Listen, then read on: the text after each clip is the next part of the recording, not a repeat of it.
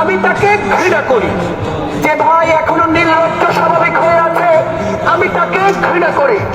যে শিক্ষক, বুদ্ধিজীবী, কবি ও জ্ঞানী প্রকাশ্য পথে হত্যার প্রতিশোধ চায় না, আমি তাকে ঘৃণা করি।